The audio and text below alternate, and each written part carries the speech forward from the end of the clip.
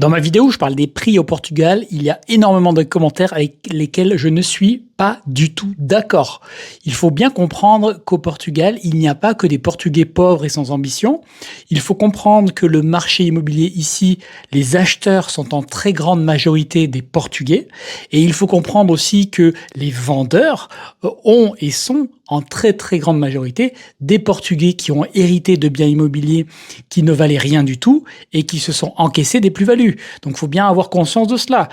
C'est une réalité ici. Donc le pays, évidemment que comme dans tous les pays, les pauvres sont très pauvres et galèrent, ça c'est pareil, et c'est pareil en France, mais les pauvres, c'est pas eux qui achètent des biens immobiliers dans tous les cas, et ils en achetaient pas il y a 5 ans, ils en achetaient pas il y a 10 ans. Il faut bien avoir conscience de ces réalités-là, parce que dans les commentaires, on a l'impression que c'est le tiers-monde le truc.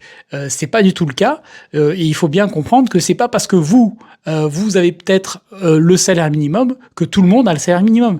Au Portugal, il y a qu'une petite portion de la population qui est au salaire minimum. Donc on peut réfléchir aux solutions pour améliorer les conditions de tout le monde, mais il faut bien comprendre que tout le monde ne vit pas avec le salaire minimum et que donc les transactions immobilières ont lieu parce qu'il y a tout simplement des gens, et je le répète, en très grande partie des Portugais, qui ont les moyens d'acheter.